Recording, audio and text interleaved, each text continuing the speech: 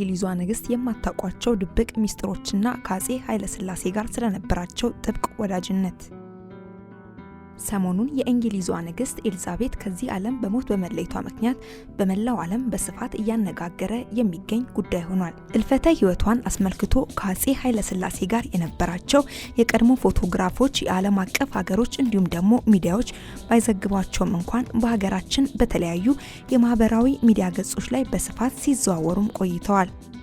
ሰላም ውድ የሁሉ ዴሊ ቤተሰቦች፣ በዛሬው ፕሮግራማችን ለእናንተ ያዝንላችሁ ብዙ ድብቅ በሆኑ ሚስጥሮቿ በስፋት የምትታወቀው የእንግሊዟ ንግስት ኤልዛቤት ከቀዳማዊ አፄ ኃይለ ሥላሴ ጋር የነበራቸው ጥብቅ የሆነ ግንኙነት፣ ከደቡብ አፍሪካ ሀገር ተሰርቆ የተወሰደላቸው የክራውናቸው አስደንጋጭ ዋጋ ምን ያህል እንደሆነ እንዲሁም የ666 ወይንም ደግሞ የኢሉሚናቲ አባልና መሪ ናቸው ስለሚባለው ጉዳይና ሌሎች የንግስት የምንነግራችሁ ይሆናል። እስከ ፕሮግራማችን ፍጻሜ ድረስ አብራችሁ ቆዩ ስንል የአክብሮት ግብዣችን።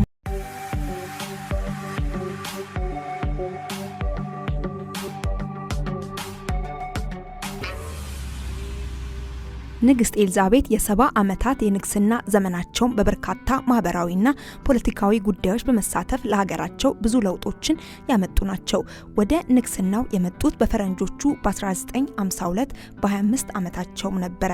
በ70 ዓመት የንግስና ዘመናቸው በዩናይትድ ኪንግደምና በመላው ዓለም ብዙ ማህበራዊ ለውጦችን አምጥተዋል። ከዩናይትድ ኪንግደም ንግስትነት ባሻገር የኮመንዌልዝ ሀገራት ንግስትም ነበሩ። ንግስቲቷ ወደ ዙፋን ከወጡ በኋላ በነበሩት 10 ዓመታት በባህር ማዶ ያለው የብሪታንያ ዘውድ ግዛት ማብቃትና በሀገር ውስጥ ከፍተኛ ለውጦች በማምጣት ተሳትፈዋል። ንግስቲቱ በዘውዳዊ ስርዓት ላይ ለውጦችን ያመጡ ሲሆኑ ህዝባዊ ስነ ስርዓቶች ላይ በመታደምና በተለያዩ ተግባራት ላይ በመሳተፍ ከህዝብ ጋር ቅርብ ግንኙነትንም ፈጥረዋል።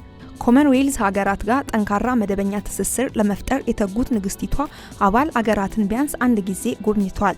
ዓለም ላይ አሉ ከሚባሉት ነገስታት ውስጥ ትልቅ ዝናንና አንቱነትን ካገኙ ጥቂት ነገስታት ውስጥ አንዷ ሲሆኑ ነፍሳቸውን ይማርና የአርሴናል ቀንደኛም ደጋፊ ነበሩ።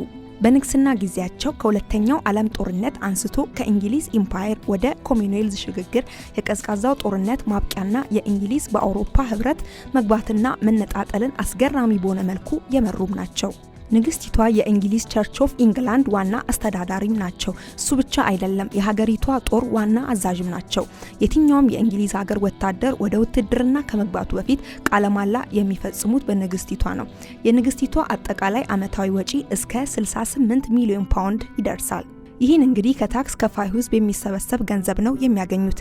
የእንግሊዝ ፓርላማ ስለ ንጉሳዊ ቤተሰብ ምንም አይነት ጥያቄዎችን መጠየቅም ሆነ የወደፊት እጣ ፈንታቸው ላይ መወያየት አይችልም። ፓርላማው የሚያወጣቸው ህጎች የሚያጸድቁት በንግስቲቷ ብቻ ነው። ታክስና ግብር ለመንግስት ያለ መክፈል መብት አላቸው። የንግስቲቷ የግል ሀብት ብቻ ወደ 600 ሚሊዮን ዶላር ይገመታል። በአጠቃላይ የንጉሳውያኑ ቤተሰብ ሀብት እስከ 30 ቢሊዮን ዶላር ድረስ ይደርሳል። በአመት 2 ጊዜ ልደታቸው የሚከበርላቸው ብቸኛ ሴት የእንግሊዟ ንግስት ናቸው።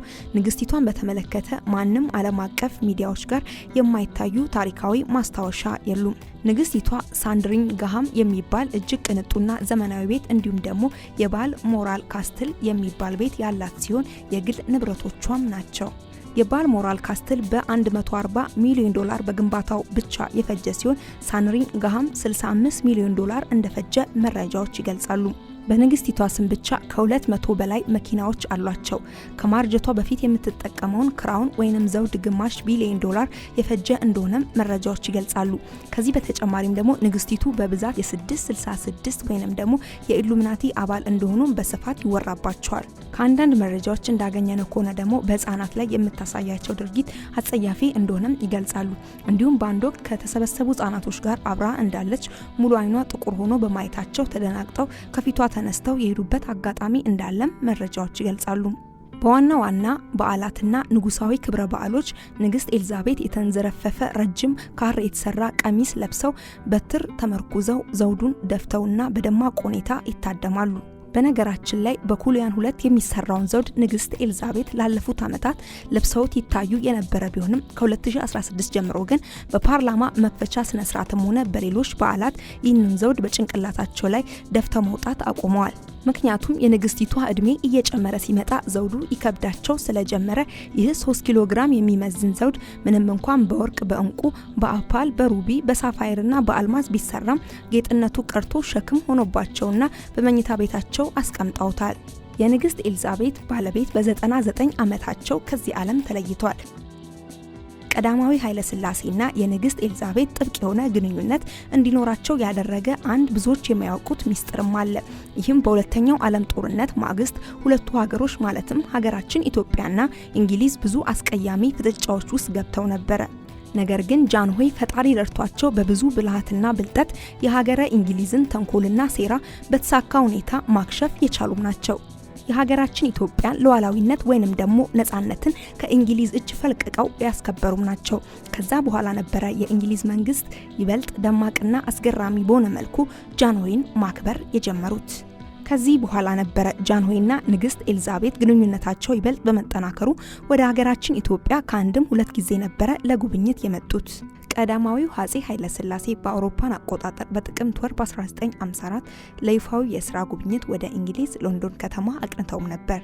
በወቅቱ የልዑላን ቤተሰቦች ንግስት ኤልዛቤት እና ኤደንብራው መስፍን በቪክቶሪያ አየር ማረፊያ የእንኳን ደህና መጡ ደማቅና ልዩ የክብር አቀባበል አድርገውላቸዋል። የእንግሊዟም ንግስት በለንደን ከተማ በጎዳናዎች ላይ ያልተለመደና አስገራሚ በሆነ መልኩ ስፍር ቁጥር በሌለው ሰው ተጨናንቆ ነበረ የተቀበላቸው። ንግስቲቷ ለንጉሱ ባደረጉት ንግግር እንዲህ ብለው ነበር የጀመሩት። ጃንሆይ ከጥንታዊና ሉዓላዊቷ ሀገር ኢትዮጵያ እንኳን ደህና መጡ። ከሁለተኛው ዓለም ጦርነት መገባደጃ የራሷን ነጻነት ሉዓላዊነት ያስከበረች ብቸኛ ሀገር ሲሉ ንግግራቸውን ደማቅ በሆነ መልኩ መናገር የጀመሩት።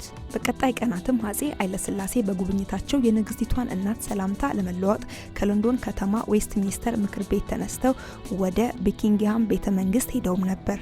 በወቅቱ በአሜሪካ የሚታተመው ዝነኛው ታይም መጽሔት በፊት ለፊት ገጹ ላይ አፄ ኃይለ ሥላሴን የዓመቱ ታላቅ ሰው ብሎ ነበር የሰየማቸው። ጃንሆይ አብዛኞቻችን እንደምናውቀው የባህር በራችንን ያስመለሱ መኖሪያቸውን ለዩኒቨርሲቲ ሰጥተው በመጠኑም በጥራቱም ባነሰ ቤተ መንግስት ኢትዮጵያን የመሩም ናቸው። ጃንሆይ በዓለም ላይ ኢትዮጵያን ያስከበሩ እርሳቸውም የተከበሩ ናቸው።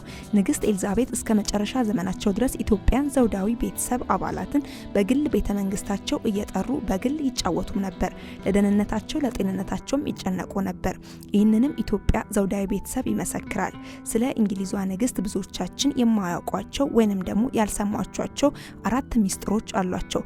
በቅድመ ተከተል እንሆ እናቀርባለን። አንደኛው ጫማ የሚለካላቸው የራሳቸው ሰው አላቸው። እንደ አውሮፓን አቆጣጠር ከ2002 ጀምሮ የንግስቲቷ ልብሳቸውን ታዘጋጅ የነበረችው ኬሊ የምትባል ሴት ነበረቻቸው። ንግስት ኤልዛቤት የሚለብሷቸው ጫማ በእግራቸው ልክ መሆናቸውን ለማረጋገጥ ጫማውን በእግሯ የምትለካ ሴት ነበረች። ንግስቲቷ እንዲህ የምታደርገው ለራሷ የሚሆን ጥቂት ጊዜም ስላልነበራት ነው ይላሉ። በ2012 በለንደን ኦሎምፒክ ስለነበራቸው ተሳትፎ ንግስቲቷ ወደ ለንደን ኦሎምፒክ መክፈቻ በሶስተኛ ደረጃ የምናየው በየዓመቱ የሚታደሙበት የፈረስ ውድድር ሲሆን ንግስቲቷ በየዓመቱ የማይቀሩት የሮያል ስኮርት የፈረስ ውድድር በጣም በጉጉት የሚጠበቅ ትዕይንትም ነው። ተመልካቾቹ ደግሞ በፈረሶቹ ውጤት ላይ ብቻ ሳይሆን በንግስቲቷ የባርኔጣ ቀለም ላይ ጭምር ነበረ የሚወራረዱት። ይህንን የተረዱት ንግስቲቱ የሚወራረዱበት ጨዋታ እንዲዘጋ አስደርገዋል። በተጨማሪም ተሳታፊዎቹ ቀድመው የንግስቲቷን የባርኔጣ ቀለም ለማወቅ እንዳይሞክሩ የማሳሳቻ ሌላ ባርኔጣ እስከ ማዘጋጀት ደርሰዋል። በአራተኛ የምናየው ሚሼል ኦባማን ያቀፉት አጋጣሚ ሲሆን እንደ አውሮፓውያን አቆጣጠር በ2009 ዓ.ም ንግስት ኤልዛቤት የቀድሞ የአሜሪካ ቀዳማዊት እመቤትን ሚሼል ኦባማን ማቀፋቸው ከፕሮቶኮል ውጪ ነበር ብለው ብዙዎቹ መዘገባቸው ይታወሳል። እውነታው ግን ንግስቲቷን ለቀድሞ ቀዳማዊቷ እመቤት ሚሼል ኦባማ የነበራቸውን ቅርበትና ወዳጅነትን ለመግለጽና እንደሚያከብሯት ለማሳየት ነው ያቀፏት።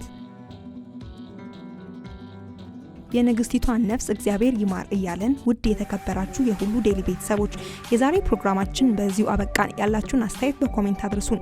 በቀጣይ ለእናንተ የሚያስገርሙ የሚያዝናኑ እና ለእናንተ ይጠቅማሉ ብለን የምናስባቸውን መረጃዎች ይዘንላችሁ እንቀርባለን። ቪዲዮን ላይክ፣ ቻናሉን ሰብስክራይብ እንዲሁም ለወዳጅ ዘመዶ ሼር በማድረግ ያጋሩ። ጤና ይስጥልን።